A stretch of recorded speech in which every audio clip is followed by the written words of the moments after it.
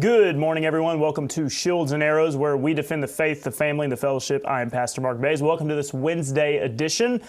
And today is not going to be so much of a variety show. We're not going to talk about a whole lot of politics, and even though there's some interesting things going on that we could discuss, I think that I'm going to let some of the experts, if you will, discuss the matter. And then when I think I have a worthwhile opinion, I'll let you know. In the meantime, I do have an opinion concerning how right dividers should be engaging with Christianity, mainstream Christianity. And I think it is a controversial issue, and I want to spend some time explaining myself and my perspective, okay? And we'll work through that. Now, before we get to there, tonight I do want to let you know that we will be going live, even though we had a slight interruption last week. We are going to be going live with session number 5 of our Studying Abraham series. And let me see if I can show you the preview for it. All I got to do is go right over here to where I have the presentation prepared. And it will be in just a moment when my internet finally loads. I should have had this pulled up for you beforehand. But it will be session number 5, and we are going to be looking at Lot and Abram part ways. Lot and Abram part ways. So we'll be looking at Genesis chapter 13 and looking at Abram coming up out of Egypt back into the land of Canaan. And him and his nephew having some difficulties, right? And so hopefully you can join us tonight at 6:30 Central Time for our study of Abraham. Hopefully you're finding it worthwhile. All right, now, getting on to the subject at hand. So first of all, let me do a little bit of reflection on my personal ministry and position here. We are in a niche group, okay?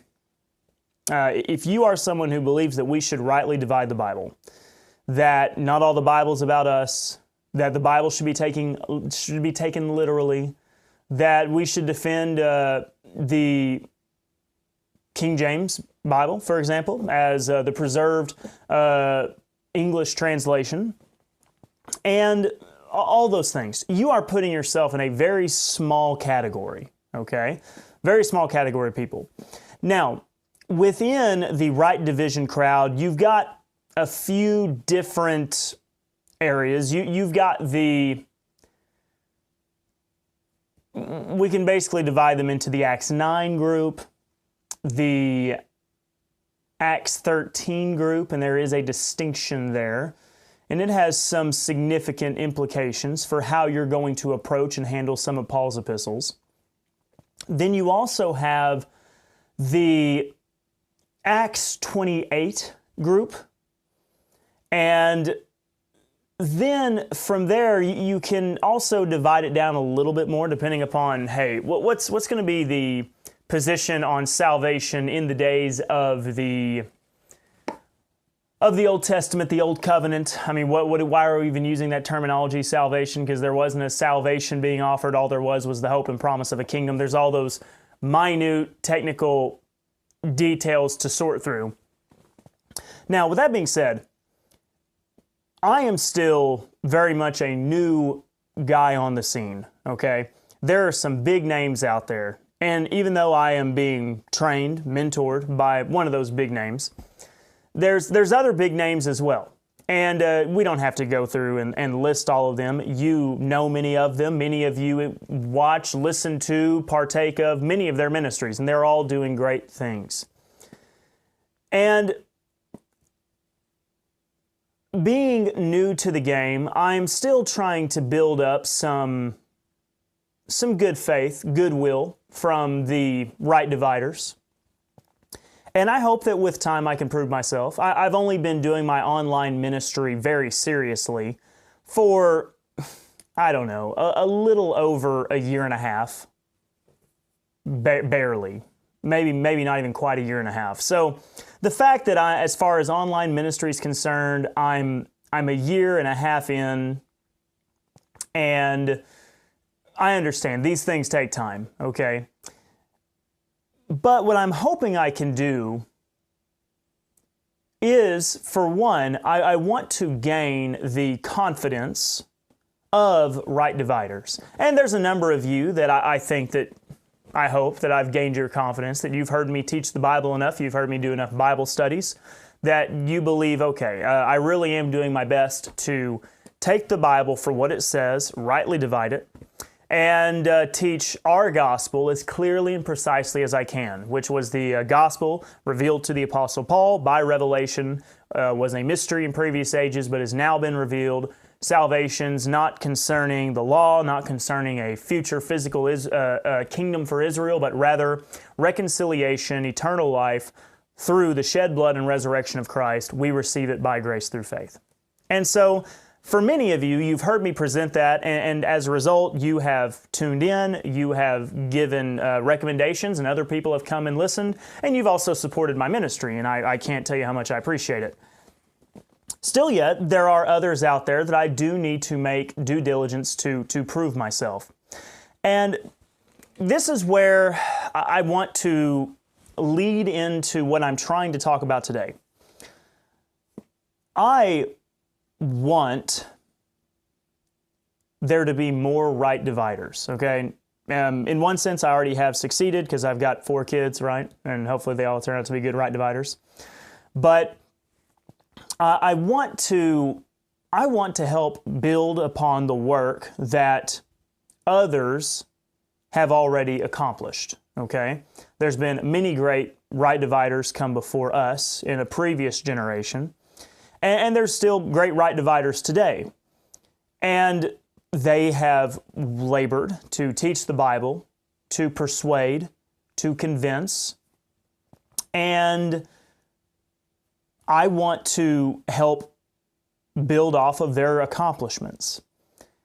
And I think that what we have to do in order to continue to build off of their work is figure out how to engage with Christianity in the year of 2025, right? Mainstream, that's why I'm using the term mainstream Christianity, because we wouldn't be considered mainstream.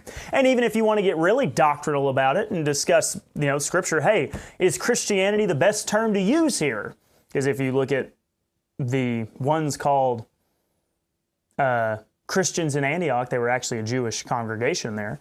There's a lot of interesting things. See, we study the Bible just more precisely than other people, which is why we have to have those little disclaimers and discussions beforehand on simple matters. And the current state of Christianity is quite interesting. The right dividers of the past, I'm not someone who is perfect about understanding exactly what was going on previously. They had some challenges that I don't have to face today. For one, to get the word out. Getting the word out back in that day required much more effort. You had to make actual copies of sermon notes and send those out in the mail. Not email, but the mail. You had to make tapes. That cost money. This is, once I buy the things, I mean, you buy the things because everything I'm looking at here has been provided by you. But once the equipment's received, once it's taken, or once it's factored in, now that we bought it, I'm not having to pay a fee. Now, with that being said, I do the work of Worshipify and my website, that does require regular payments there. But you get my point. So the right dividers of the past, they really had to make a lot more manual labor happen to a degree, I would say, as opposed to what we do. Because I just do my daily show and it records and it's super easy. It uploads automatically. Now, I think in some other ways, there were some things that they had going for them that maybe I don't get the benefit of.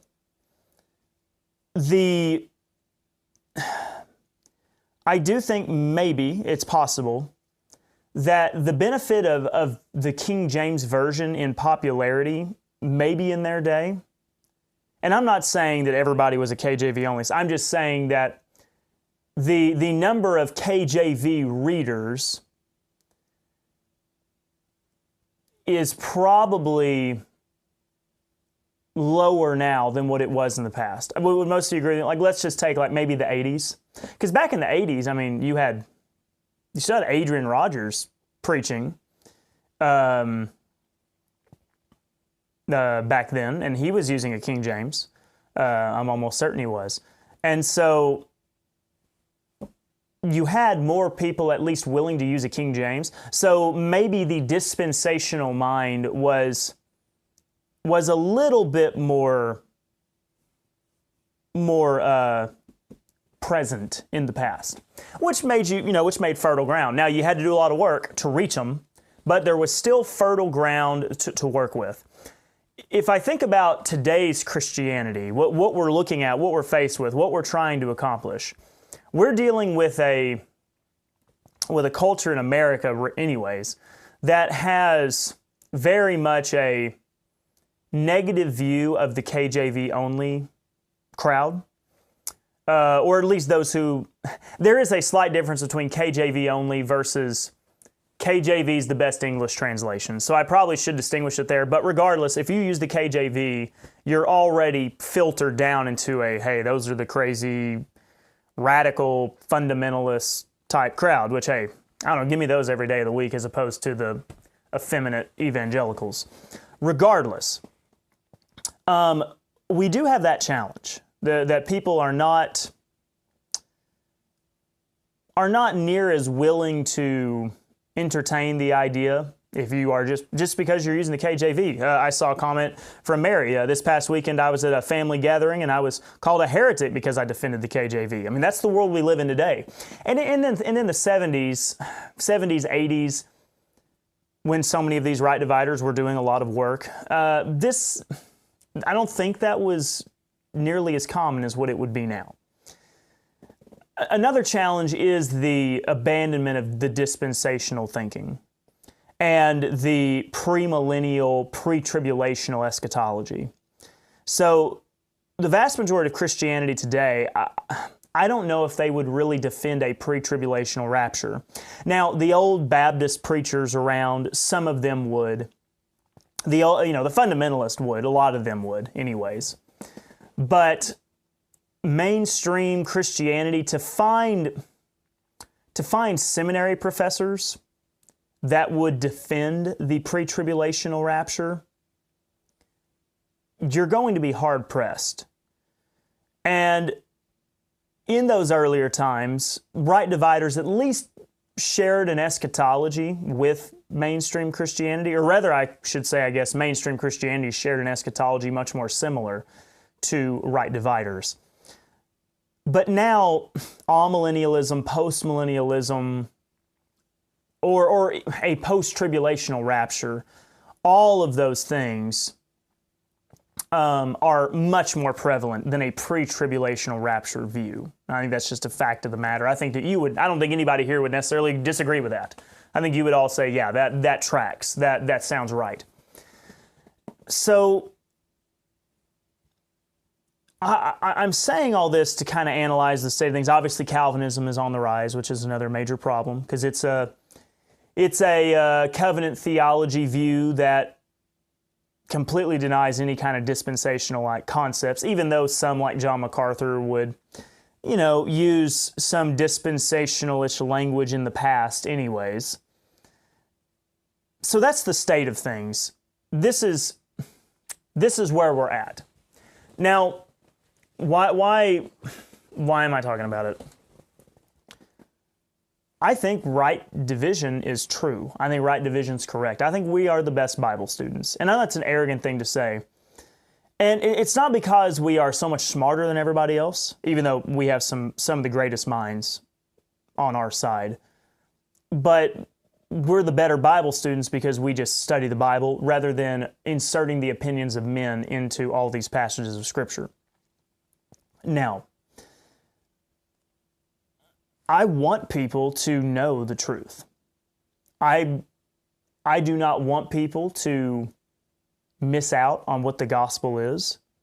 I don't want to see people inserting things like communion, baptism, even lordship salvation. These things lead people to a works-based theology, and there is no assurance of salvation.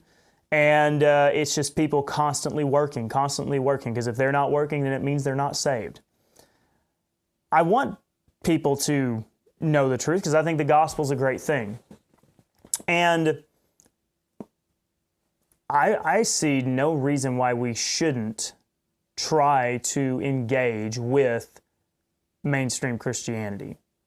Now, we're not going to be able to win them all. Okay? That's just, it's not going to happen. We won't be able to persuade every single one of them. And I'm not even saying that we're going to get a majority or half. What I am saying is I think we can get some, but that requires that we do engage. Now, I have to be careful how I speak here. As Dr. White and other people have, wiser than I have said before, right? Older men can get away with saying some things that the young men can't. So I've got to phrase what I'm trying to communicate very carefully. In my observation, and once again, and perhaps I'm wrong here because I am the younger man and the older generations are wiser than I. My observation seems to be that a good number of right dividers have drawn the conclusion that the mainstream Christian culture in America is basically a lost cause. Now, I can sympathize with that idea because it can be extremely frustrating and very discouraging to see the ideas, the teachings, the values that are coming out of mainstream Christianity.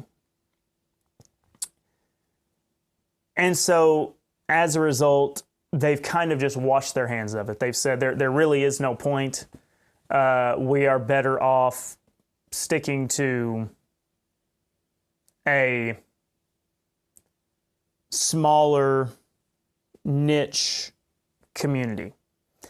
Now, let me say, there is something to be said for that, because at some point, if you say, we're going to engage with mainstream Christianity, we're going to try to reach out to them, we're going to try to do this, we're going to try to do that, you do fall into ecumenicalism. Ecumenicalism is when you've got all of these different, you've got all these different doctrines, all these different theologies, and yet they come together, hold hands, and sing Kumbaya.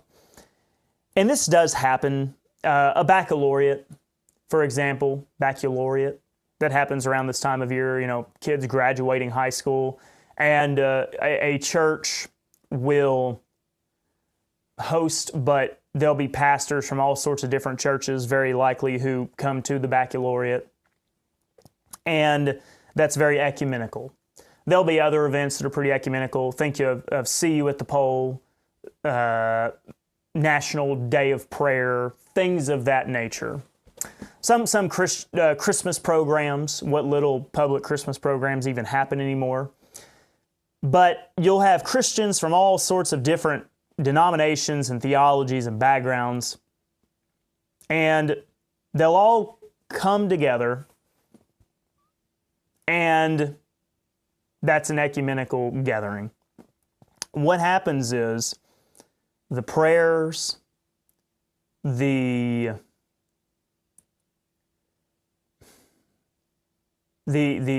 prayers, the statements made, even the hymns potentially sang, will not have anything at all that is remotely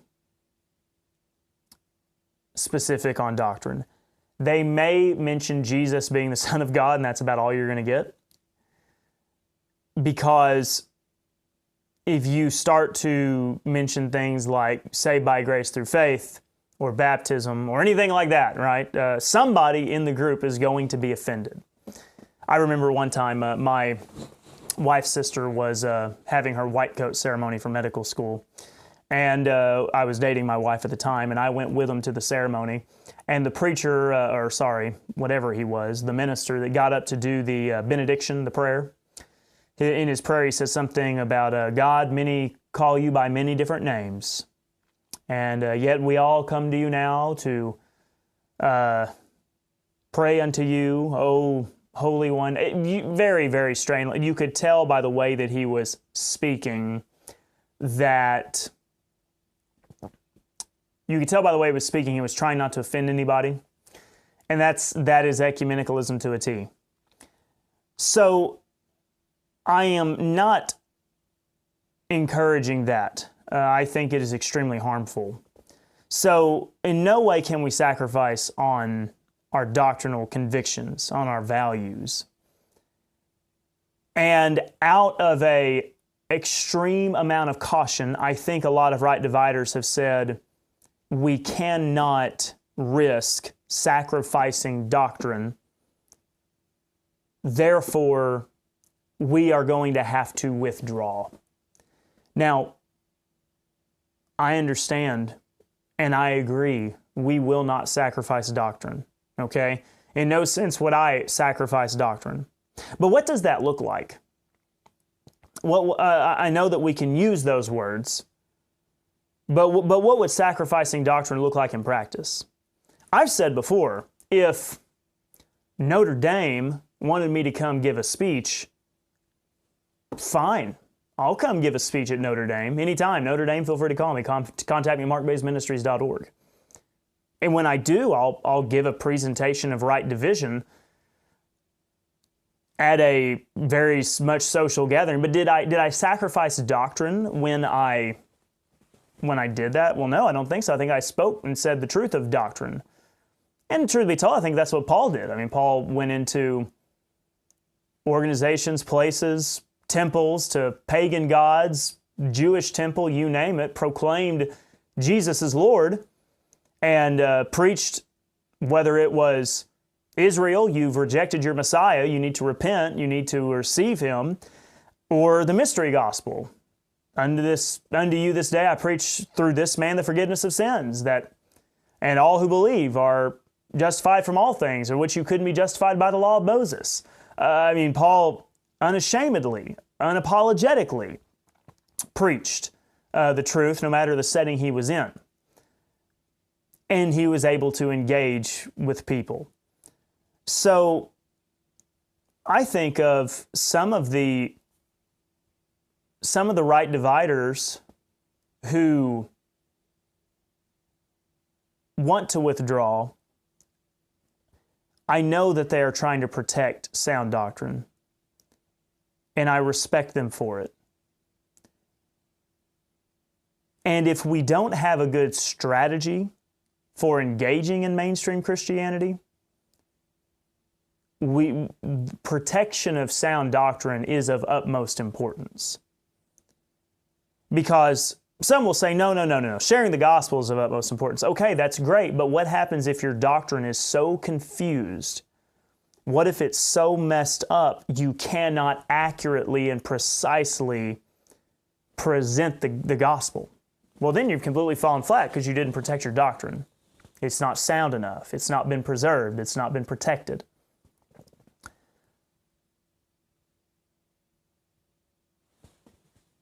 Is there a way to engage and yet defend sound doctrine? I think there is. And I think that one of the keys to being able to engage with mainstream Christianity, and I've said it before, and I'm still trying to figure out what this looks like in practice, but I think we've got to be loud. And I think we need to be vocal. But we don't need to be loud and vocal in just our echo chambers, all right? Not just our Facebook pages, okay? And then there's nothing wrong with Facebook pages. I have a Facebook page, and I've shared right division stuff on it before. There needs to come a point when there are enough right dividers making enough noise that people have to address us. Now, they've done it a little bit in the past, but I don't think they have understood our position well. Because think about even the way back when, the major debate that took place between Bullinger and Ironside. Of course, Bullinger had already passed, and Ironside was responding to Bullinger. Wrongly dividing the word of truth. You could find it in a number of, the book, the YouTube audio book versions. Ironside, in his famous address to wrongly dividing the word of truth,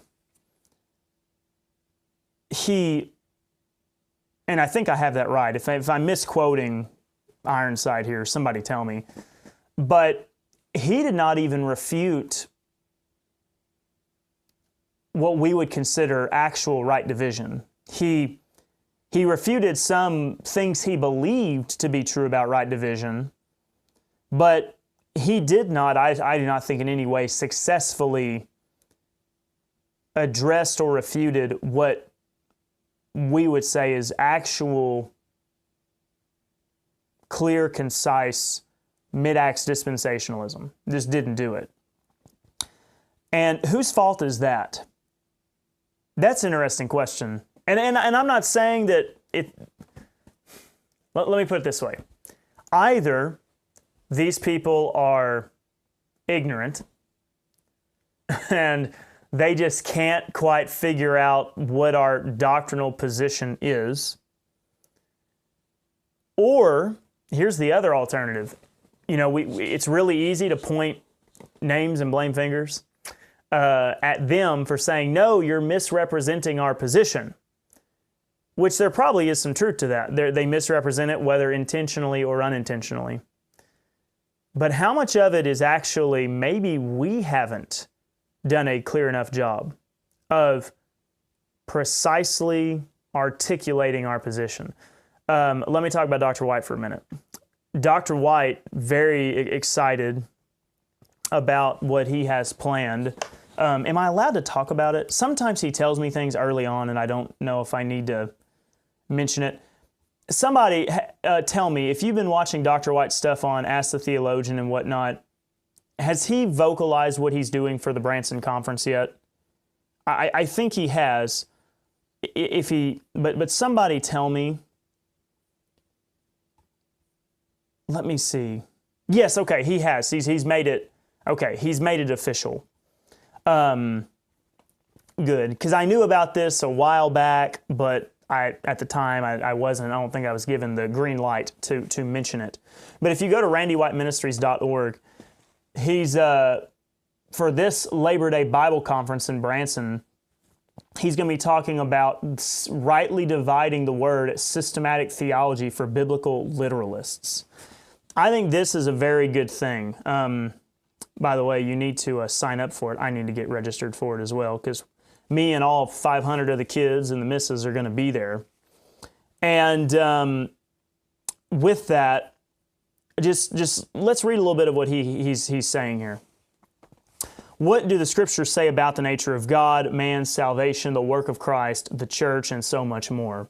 At this conference, we will systematically study theology, rightly divided, giving you a comprehensive understanding of doctrine that will strengthen your faith and your ability to teach others. And so there's all the information. I hope you can be there, because I will be there signing autographs. I'll be there. If you want an autograph, sure, but I don't think it'll do you any good. It'd be a waste of paper. Now, with all that being said, something like that's a very good thing. Having a clear, recorded, systematic theology for biblical literalists, which would just lead you to be a right divider. If you take the Bible literally, you'll just become a right divider, is a good thing. One of the things, I love to pick on Calvinists because they're so insufferable, but their tulip system, right? TULIP is very helpful for people to understand the idea of Calvinism: total depravity, unconditional election, limited atonement, irresistible grace, perseverance of the saints. And so having that acronym, it does, is that the right term, acronym? Or what's the one where it's a word and it stands for something? I don't remember. Anyways, but that is very helpful. And so you're able to understand the Calvinist view. That's one of the things that's always frustrating when you try to communicate with Calvinists, and like I've tried to have discussions with them. They don't understand, because I understand their doctrine. They have trouble understanding and following my doctrine. And I think it's in part because Calvinism is just so much more widely known that you're able to have a pretty good idea of what a Calvinist is going to believe. There'll be a little bit of variance, but not a lot. There's enough for us to know the very background, the backbone of what their doctrine is, which is not a very strong backbone, I don't think. If we can effectively communicate that, and I think that, once again, Dr. White's book, Systematic Theology, is a great start. If we can start clearly and concisely communicating our position, I think that we will be able to at least get people to realize what our position is.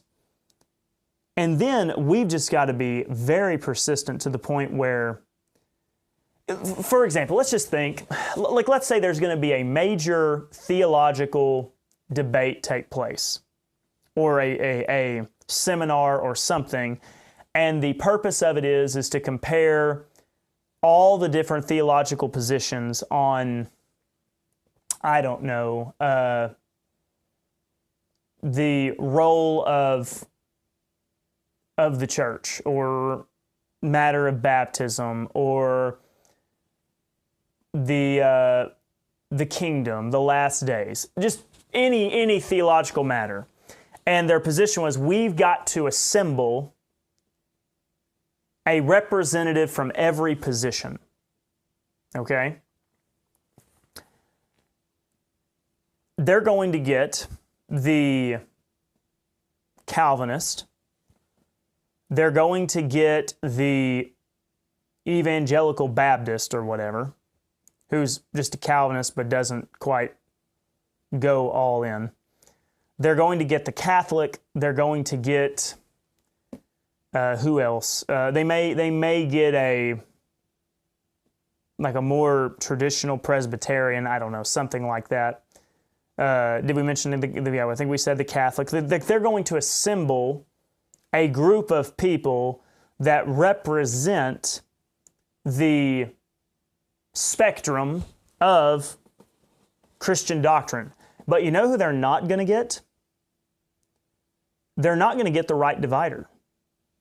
The right divider will be left out, because they don't see that as a major group. They wouldn't even know necessarily what distinctions make us different. I feel like, trying to answer this question of how should right dividers engage with mainstream Christianity,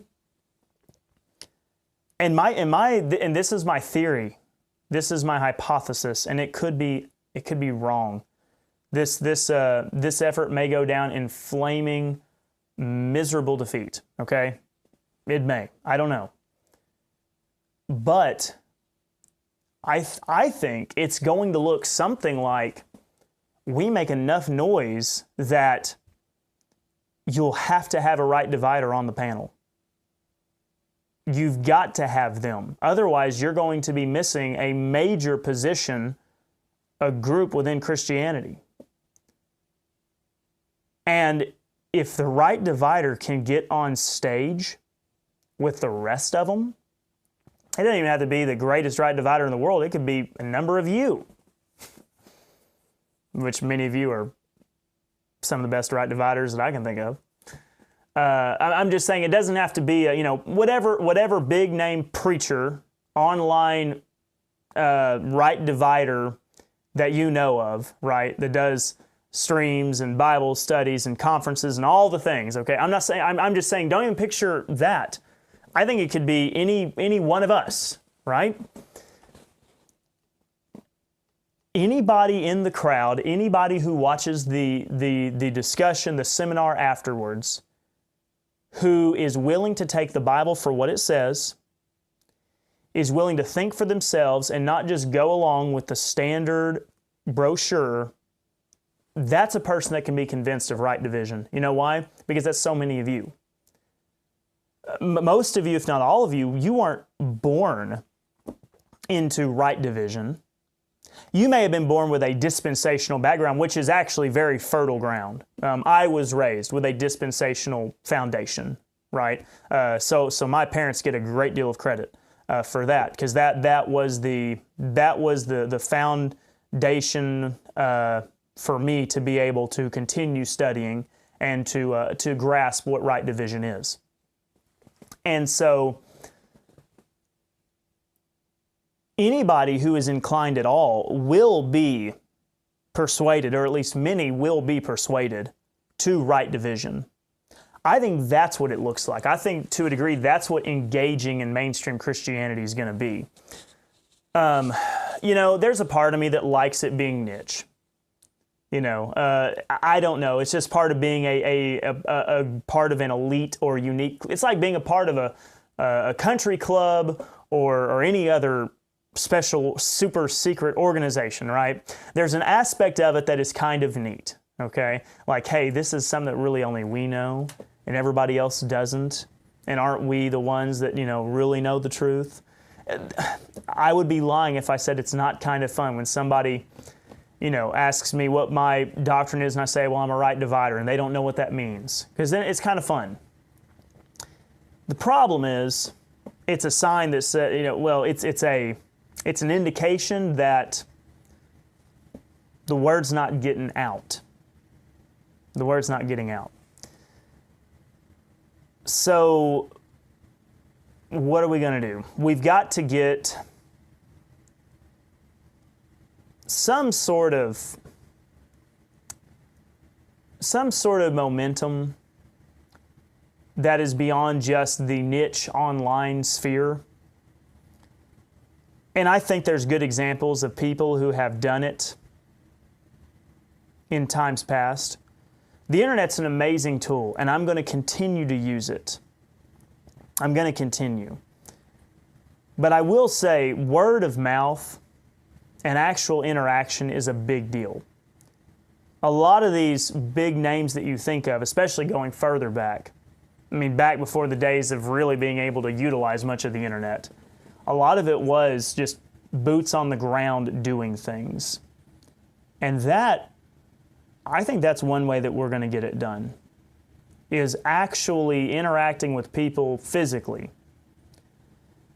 Whether that's going and doing conferences, because people will come to conferences. I have observed that. Whether it's mine or somebody else's, they will just go because an opportunity to, hey, eat food and hear somebody teach the Bible, people will do that. So conferences are a good thing. Keep it up. Keep it up. Don't stop attending. Don't stop supporting them. Do everything you can. Like I said, the Labor Day conference will be a great time.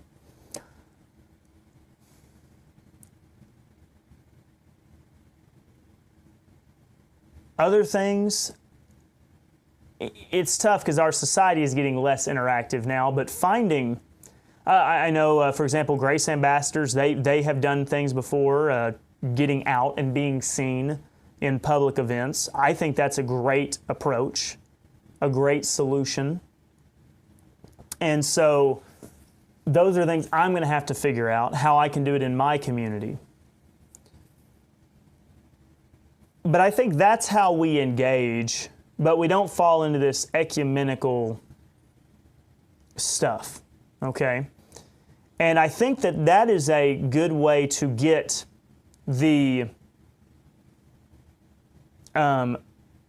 ribs of steel right dividers who refuse to engage with all of the messed up stuff that's going on in evangelicalism.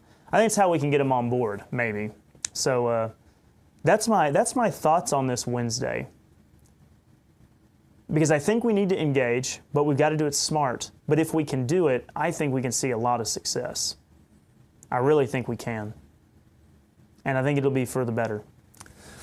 All right, let me look at some of your comments today. We've got a little bit more time, so I'm going to read some of what you have to say. Here's Neil. He says, an interesting question, but why is mainstream Christianity not right dividing in the first place is the bigger question. I kind of read that a little bit wrong, but yeah, why are they not right dividing? I think two reasons. Number one, they're not taking the Bible literally. Also, number two, we're not telling them. They're just not hearing about it. Very few people have ever heard of hyper-dispensationalism, as they'll call us, but most of them have no idea what it even means. It's just a boogeyman, okay? It's just a boogeyman to them.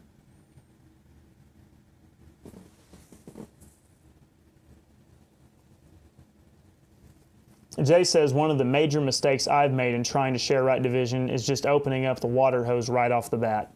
Jay, that is that's a wise word. I think we've all made it. We've all made that. I don't know if it's a mistake, but we've all done it and saw that, that did not go the way I wanted it to. Your next one, little drips, like God started something fundamentally new with Paul, which is why his epistles are different than what came before him. I agree. Dr. White, I think he uses the term thought grenades or something like that. Just in your conversations with people, you can just, throw a little thought grenade in there, like Paul receiving a mystery, like, I wonder why the disciples were instructed to baptize and Paul didn't baptize. Like, just throwing in little things like that and make people think is a great approach. That will motivate them. And sometimes, people being motivated to prove you wrong is a great way to get them to study and a great way to get them to think. So, yeah, little things like that I think can help. Neil says, maybe we should forget about mainstream Christianity altogether and concentrate reaching the lost in this world. Yes, I understand your thoughts there. Started out yes, not that I entirely agree, but I get where you're coming from. The lost are fertile ground because the lost don't have any bad doctrine baked into their cake, kind of. They'll have some bad assumptions and preconceived notions, mostly because evangelicals or Calvinists or whoever filled their head with bad ideas. But don't forget about some of the most fertile ground. And depending upon how messed up mainstream Christianity is, they may be lost too. So I get what you're saying. I would say we need a different approach to mainstream Christianity than what maybe has been tried in the past. Jay says, some people have recognized this. I don't know I guess you're talking about right division, but have been told it's all the same. So when they hear someone say it's different, and suppose it will make a light go off. Yeah, that's probably true. It's hard to just put everybody into a little cookie cutter box. Neil says the vast majority of Christianity today may end up stuck on earth during the tribulation. And then he had some of them want to. Yeah. I'm telling you, sometimes when I hear Calvinists speak, not all Calvinists, but some, they believe they're saved by enduring. So hopefully they can endure the tribulation. Yeah, it's a bad thing. Robert says to Neil, that's a sad scenario you describe. Most of churchdom, which is a good term to use, churchdom, being left behind. That being said, I regret to say I feel compelled to agree. There'll be a number of them. Good Catholics will be on earth during the 7 years. Bad Catholics may get raptured. It's kind of one of my favorite little jokes there. It's sad, but I don't know. What are you going to do? Laugh or cry? Jay has an interesting question for the audience, for the chat. How many of us came from mainstream Christianity to right divisions versus how many of us came from lost? Ooh, that's a good question. From lost directly to right division. I don't know. I don't know if I've hardly met anybody who was just lost and then came to right division. I don't know. I bet Dr. White knows some. I bet if anybody does, I bet he does.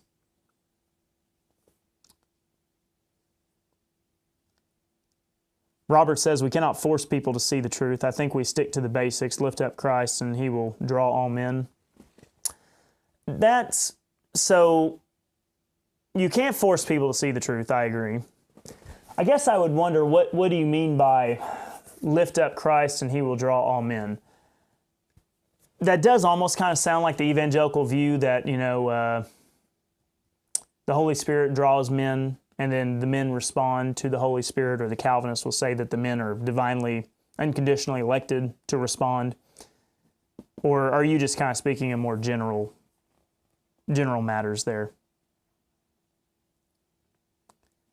Neil says he wouldn't consider Catholicism to be mainstream Christianity. It's tough. And what do you mean by mainstream Christianity? You could always divide up those terms a little bit more.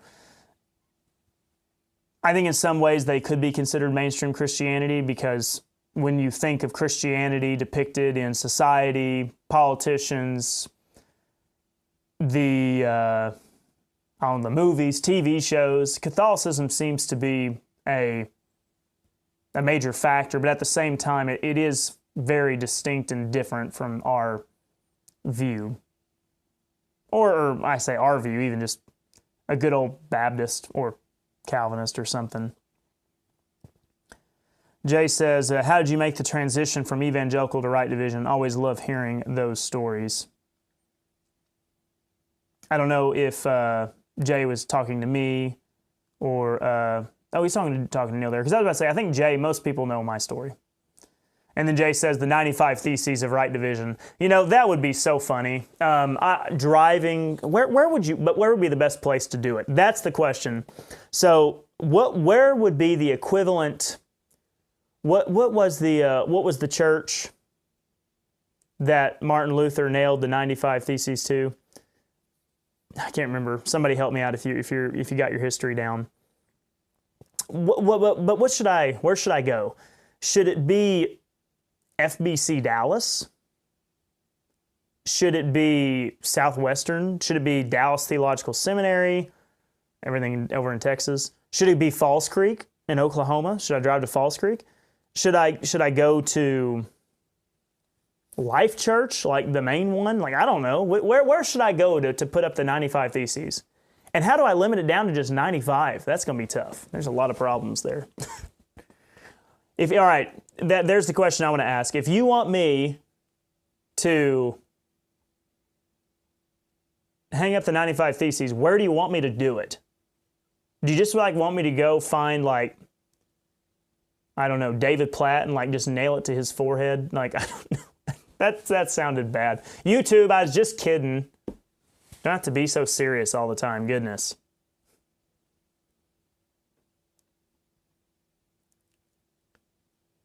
Let's see here. Mama J. Jay started reading the Bible on my own. That is my favorite one. Just reading the Bible on your own without hearing a preacher inserting all of his bias and opinions into your mind. That is the best one I've heard yet, Mama J. Excellent. Robert says, I was that Sunday school teacher that was always disagreeing with the material that came out from Broadman Press in Nashville. I prefer teaching directly from the Bible. Sunday school material is the biggest ripoff in the world, okay? I fully believe it within every fiber of my being. There's no reason for Sunday school material to exist, okay? This shouldn't. I'm not saying there's not decent books out there that you could use. But the monthly, the quarterly, or whatever, all the curriculums, all that, Lifeway, there's better options, okay, folks? So just use your Bible.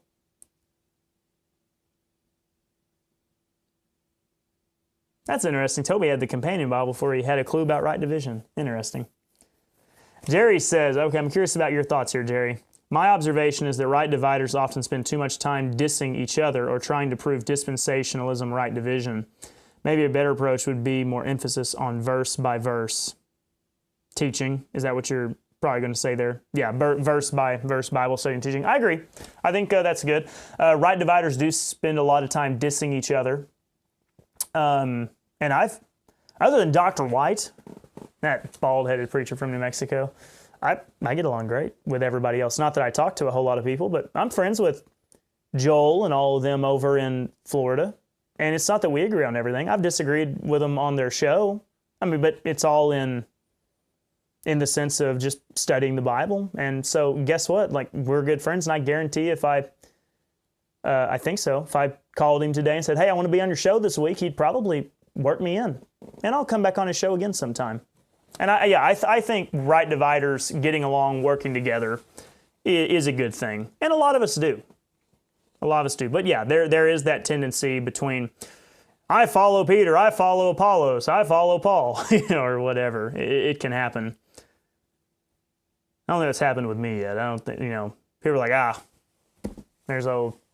I'm not even going, I don't deserve to even be like given like a Titus or Timothy position. Like, I'm not even Tychicus. I'm somebody that you've never even heard of, right? There's that other guy over there.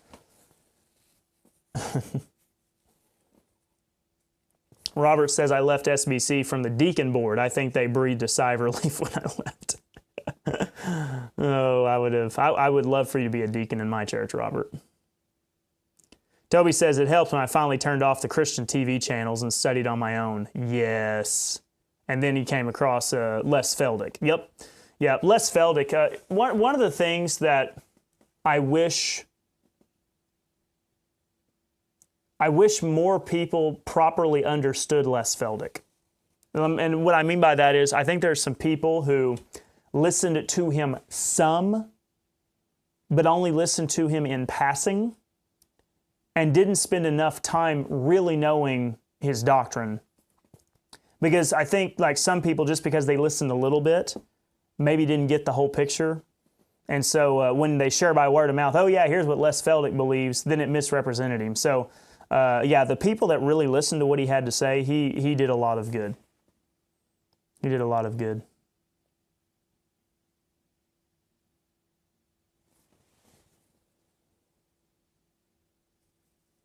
Let's see here.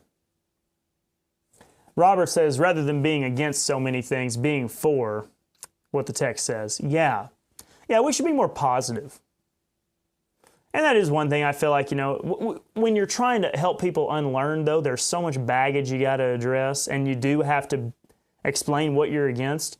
But when I started out at my church, I tried to really articulate what I was for. I'm for reading the Bible literally. I am for the gospel by grace through faith, not anything else. I am for letting the Bible be the sole authority. I did try to really hammer home what I really was for, and that did kind of give me the groundwork to be able to start explaining to my congregation what I was against.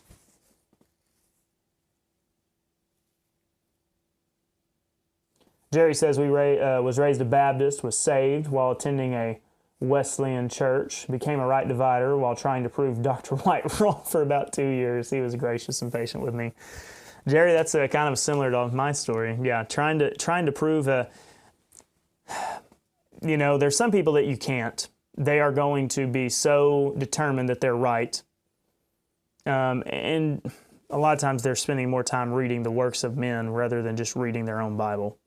And they're not even using a good Bible translation to begin with.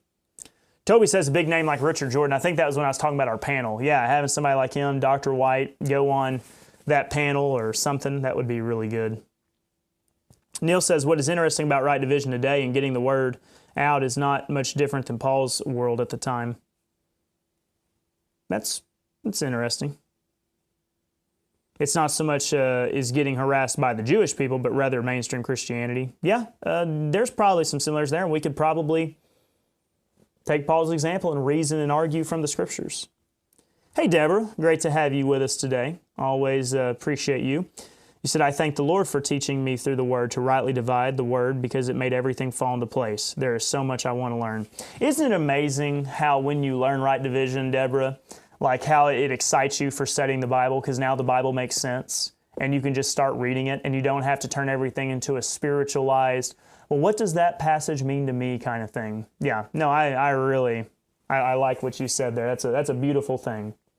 And Les Feldick played a big part in helping me too. Yeah. I got to figure out, of course, Les Feldick has an audience broader than Oklahoma, but I need to try to find the Les Feldick people in Oklahoma or maybe the Texas area and just so they know about me. And I guess I'm kind of asking your help too. If you, and probably you have already to some degree, but feel free to share my ministry, my YouTube channel, my website. I mean, goodness, if you got my email, phone number, share it with people and have them reach out to me because that means a lot. Jerry says a wise word there. Amen, Jay. We need to remember that we were once where they are. Critical thinkers aren't easily persuaded. Yeah, they're independent-minded and they're the hardest ones, but they're also, once you convince them or they see it for themselves, they'll become the best Bible students you can think of. So that's great.